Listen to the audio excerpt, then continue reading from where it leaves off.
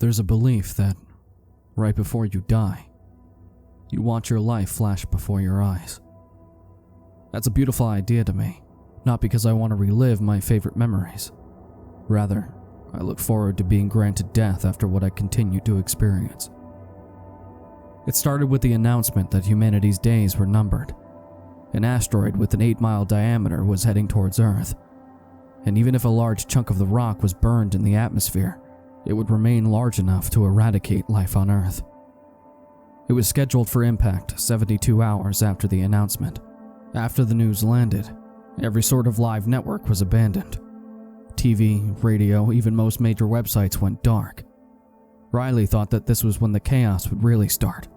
Fires, riots, a holocaust of ecstasy and freedom, as Lovecraft put it, she said. I don't doubt that the Holocaust happened in major cities across the world, but it didn't happen in the minuscule city we lived in.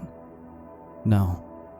Raging fires and riots were replaced with the blare of countless horns from the roads being clogged with vehicles, and the screams of despair from residents of the apartment complex we lived in, and many beyond that. After 24 hours, the screams died out, but every now and then, Riley and I could hear sobbing from the other side of the wall in our bedroom, so we slept in the living room. Happiness wasn't something I expected to feel after those first few hours, but I'll be damned if Riley didn't make me genuinely happy for those last few moments, even if it was just her presence doing most of the work. We played video games, reminisced photos of us and our friends on the walls, and even managed to make peace with our own mortality. Together, death was much less frightening. We were even able to talk to our families before cell phones went down, and that helped bring some peace of mind. The only time there was any semblance of true sadness was the first night, when we heard gunshots ring all around the apartment complex. I could tell they were suicides by the rhythmic shots and lack of other shouts or screams. We fell asleep in each other's arms that night, tears staining each other's pillows. My eyes were still puffy when I woke up, to the point where I had trouble reading the time on my watch. 2 a.m. I got up, being sure not to wake Riley, and went to look out the sliding glass door.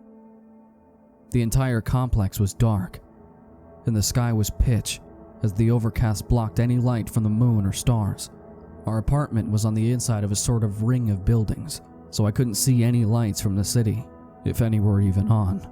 The kitchen was nestled into a little room right next to the living room, as was the melatonin I had left on the top of the microwave. After a few drinks of orange juice and a few tablets of the sleep aid, I went to the TV to play some video games while the pills digested.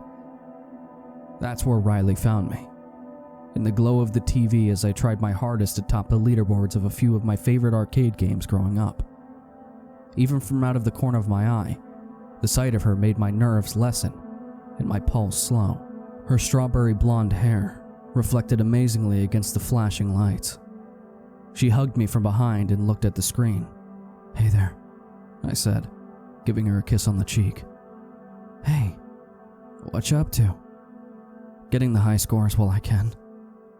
I tried to smile, but I'm sure she could tell that it was shaky and forced. Riley laughed and hugged me before sitting down and motioning for the controller. "Let me show you how it's done," she said. "Let's see you try," I said, both of us grinning as I gave the controller to her. I didn't end up falling back to sleep. We played games for a few hours, and that was enough to keep me awake, calm, and happy. When I checked my phone, it was 5:45, and the faintest hint of dawn was beginning to show behind the blinds. It was as I was trying to look beyond the door that I heard the scream. At first, it seemed human, but after a few seconds, it was clear that it was a howl. A blood-curdling howl with an intensity I'd never heard any animal give before. Though, it was unmistakable that it was a dog. Riley dropped the controller and ran to the door, with me right behind her. She pushed the blinds aside and looked for the dog, leaving me to peer through the swinging blinds at the darkness. My legs were shaking the whole time. It was a dog for sure, maybe even a wolf from the forest a few dozen miles outside of the city. But that howl was more of a primal scream of pain than any yelp or whine I had ever heard from any animal. A few minutes went by before our eyes adjusted to the night, and through it, we saw a gray husky wandering the courtyard beyond the patio. It looked almost as if it were in a cage, the way it would shake its head and pace before the looming apartment complex around it. "He's got a collar and he doesn't look injured," Riley whispered, "but we should go take a look at him to make sure." I nodded, unable to take my eyes off the dog. Riley slid the door open and walked outside. As she did, I would swear I saw the dog grin and its tail wag. "Riley, wait," I whispered. The dog wasn't grinning and wagging its tail at her. It seemed to be doing this to empty space in front of it, as if its master was only a few feet away holding a ball. She was already beyond the patio, tiptoeing in pajama bottoms and a tank top in sub-zero weather to go meet the dog. My words didn't reach her. Ignoring the cold stabbing at my exposed skin, I walked out onto the patio behind her, but I didn't make it very far. Riley stopped as she made it to the edge of the yard, and I saw her go pale from the edges of her face that I could see. It's eyes," she said, stepping back onto the patio. Before she could finish, the dog went still, even its tail freezing mid-swing. A small whimper escaped it before it dropped to all fours and rolled in the snow, as if trying to shake off something trying to grab it. I gently reached out to grab Riley's shoulder, trying to pull her back into the apartment. As soon as I touched her skin, the dog screamed again. The way the dog arched its body and trembled as it let out that intense scream of pain and fear, I'll never forget. The sound of it echoing along the complex was enough to ensure the ice in my veins would never leave. We ran back into the apartment, Riley slamming and locking the door behind us before looking back at the dog. I couldn't bring myself to look. We were both panting and sweating, even though neither of us had ran all that much. The dog continued to scream. We stood there for a few minutes, pale and shivering, before we paced and considered our options. There wasn't much time to do the latter. However, as soon as the dog came back, I was sitting on one of the chairs in the kitchen when I heard Riley give a short, stifled gasp from the living room. I moved slowly, knowing it was the dog. Not much else would have made Riley that pale again. The blinds were still swinging, making it even harder to distinguish in the darkness. But it was there. There were two faintly glowing red orbs beyond the door. Unblinking, unmoving. It watched us cowering in fear before moving backwards into the cover of darkness. Neither of us dared to even breathe. Just as I stepped down into the living room to comfort Riley, the sliding glass door exploded, sending shards of glass flying into the room. The dog flew towards me, jumping and rounding his back so that his spine collided directly with my stomach, sending me flying into the wall. My vision was covered by a wave of fog, and I could feel the strange sense of both discomfort and pain from my skull hitting the wall. I landed face down on the carpet, the wind knocked out of me, choking on air. I tried to prop myself up on my arms before dry heaving. I looked up, exhausted, nauseous, and in the worst pain I had ever felt in my life. Maybe Riley had managed to get away. She was pinned down by the dog. Her head was bruised and her eyes swung around in her sockets as she squirmed.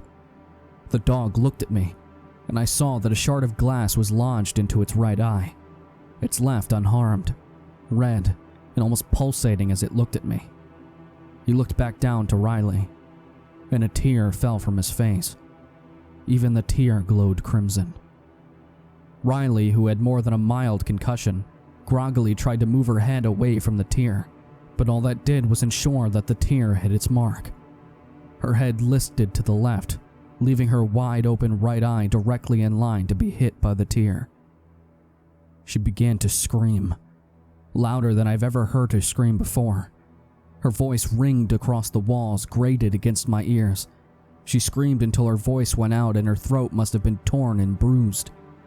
The dog sat and watched as she writhed on the floor. When she stopped, the dog sat himself in the corner and closed his remaining eye.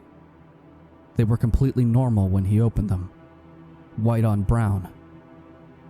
He even looked at me and wagged his tail, as if he didn't notice the large shard of glass lodged in his eye. Then he was gone. Riley had passed out from the pain. I picked her up and moved her to the air mattress. I remember sitting on the couch, wondering what I was going to do next when I passed out. When I woke, I had a massive bruise on my stomach. It hurt immensely to even get off the couch. Riley was still in bed. She had even covered herself in sheets during the night. It was cold, as the heat was off and the hole in the sliding glass door hadn't been dealt with. I duct taped a line of aluminum foil over the hole before moving a blanket and recliner to further cover it. It didn't do much for the cold, but it was enough. The dog wasn't in sight, though a dark fog had covered the ground during the night, making even the nearby apartments hard to make out. I went back to Riley and pulled the sheets away to make sure she wasn't sick or frostbitten overnight. I hadn't pulled the blanket more than a few inches down from her head before I reeled back, screaming, slamming into the wall that the dog had hurled me into before. Her corneas were a bright red, and her irises a toxic, pulsating green. Her breathing was slow and erratic, as if she was struggling. She was on her back, conscious, but her eyes were locked onto the ceiling, unwavering as she did her slow, mechanical breathing. I sat next to the wall, completely frozen. I couldn't even think properly. The silence, broken only by Riley's breathing, completely enveloped me. Riley sat up slowly, her eyes never moving or focusing on something I couldn't see.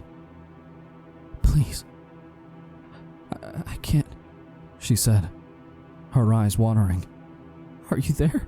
"I'm here," I said, pushing myself from the wall and running to her side. I grabbed the blanket she was under and wrapped her with it. She didn't move, and her eyes didn't lose that 1,000-yard stare.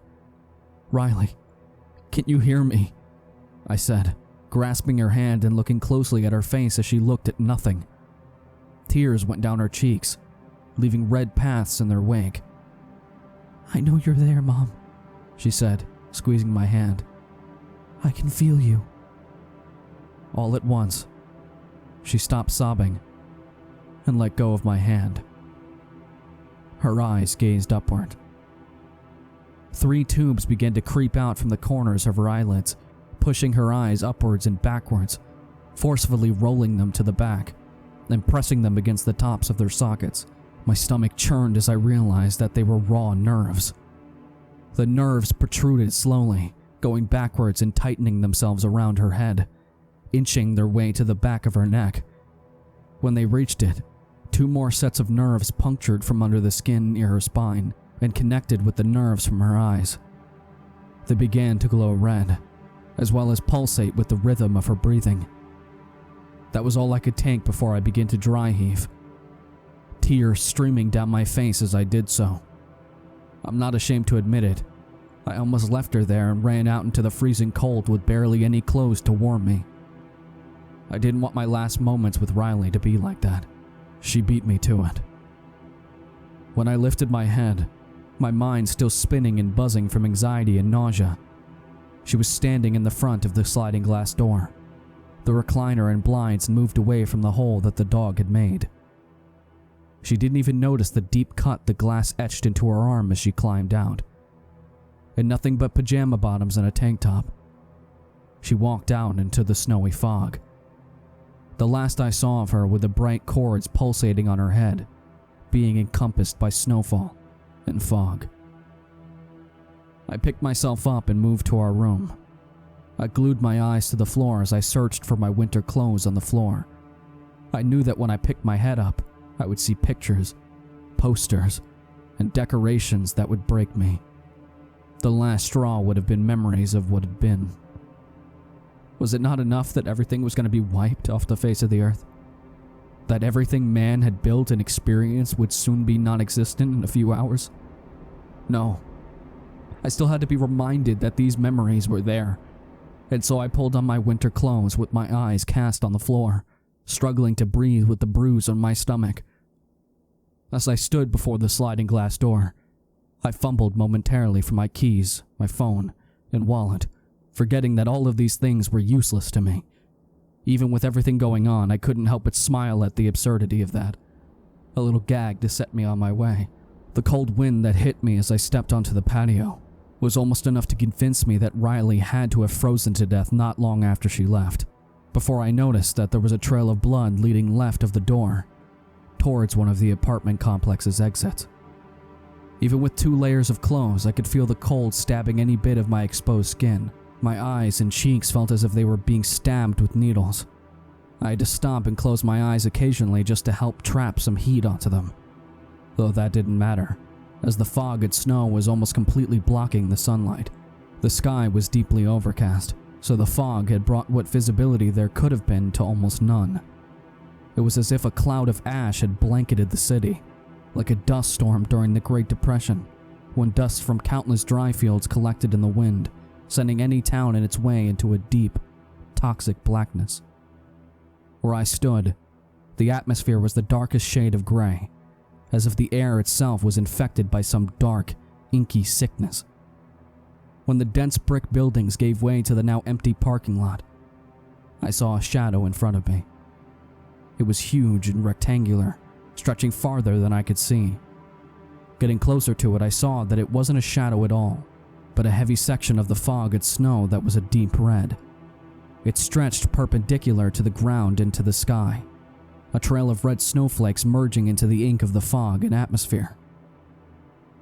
I continued on, if some strangely ambivalent stranger that had been passing by.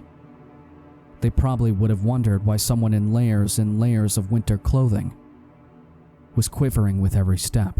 It was like that for a few blocks, staring at the ground looking for inklings of blood in between letting my eyes sit closed so they wouldn't freeze over.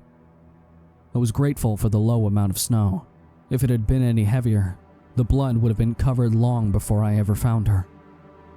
As I got closer, the fog began to dissipate, making her footprints much easier to make out. I stole a glance upwards to see if she was visible yet.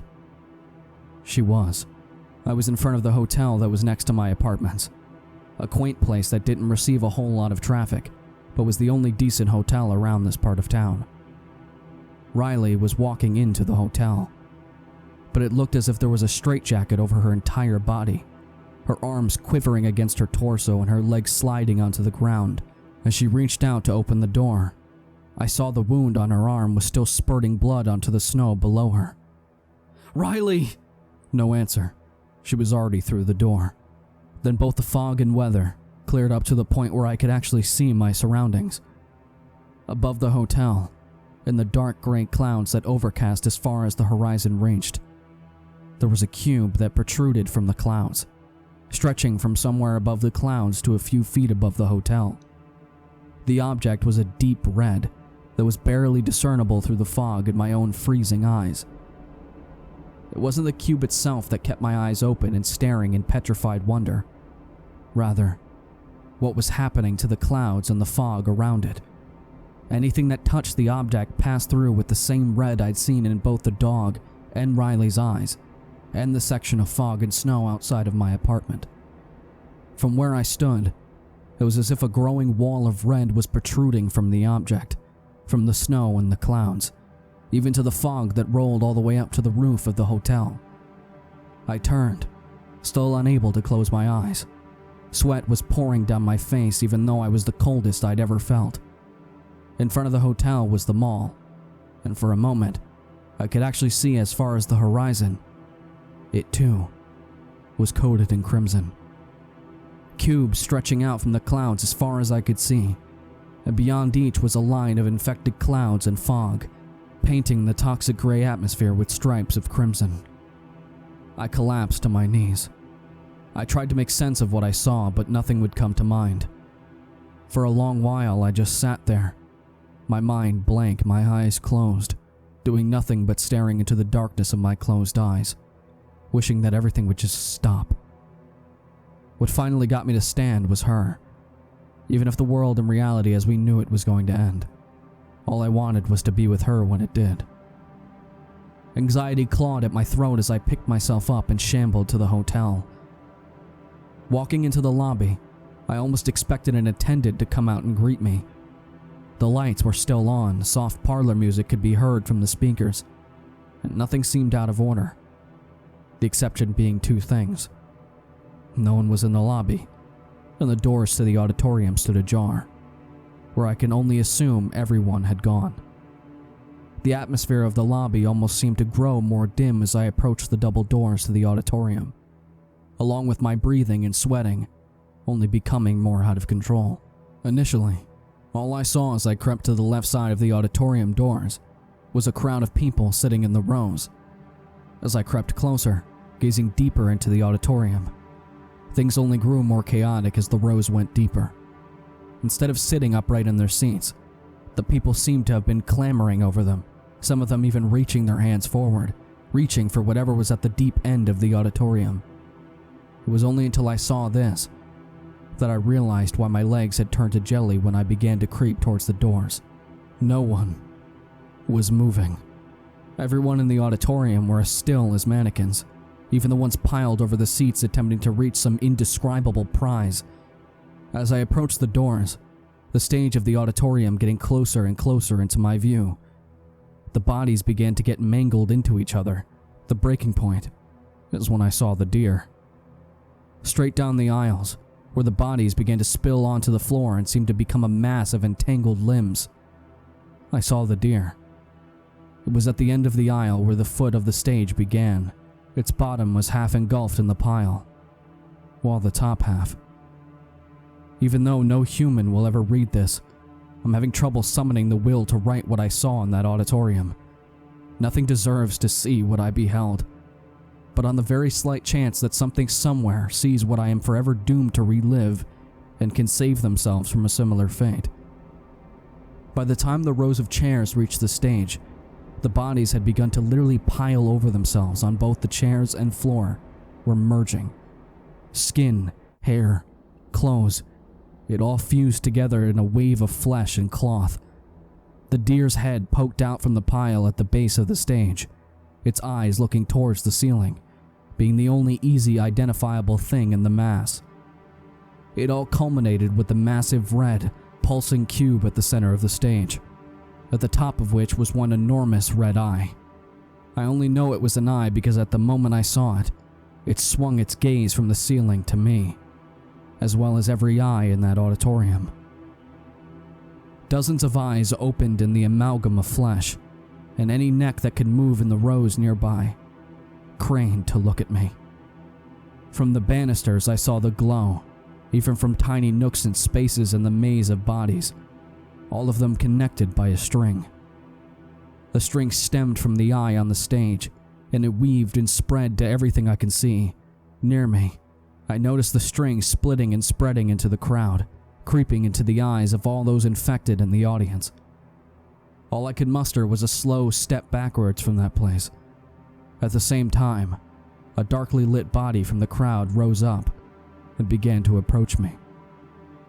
I turned and ran for the doorway, but a massive weight crashed into my back from behind, sending me flying into the floor, my forehead crashing into the marble. Nausea and disorientation welled up in me as I scrambled to pick myself up and run for the door. But it was too late. A hand grabbed and clenched the tuft of my hair as I tried to escape and slammed me into the ground, my legs being pushed out from underneath me so that I landed face up, towards whoever was after me. The last thing I was able to make out before I fell into unconsciousness was Riley wiping tears from her eyes and stabbing them into my own. I woke up in the same spot. My head swam and my legs wouldn't move right, so I crawled to the reception desk to lean against while I waited for my head to clear. I coughed and dry heaved the entire time, my eyes stinging with tears. When I reached the desk, the visions began to start. Think of the most vivid memory you can remember, and think of the most vivid dream along with it. That was what I experienced. I moved through memories as if they were some extremely lucid dream, mimicking things I had done but unable to change anything about it. My first day of school, my first kiss, days of no consequence, nights where my life had changed forever. I was reliving them. Occasionally, I'm able to sense where I am currently, or at least where I think I am currently, and I'm able to write everything down onto this notepad. But it feels like lifetimes pass before I'm able to do so.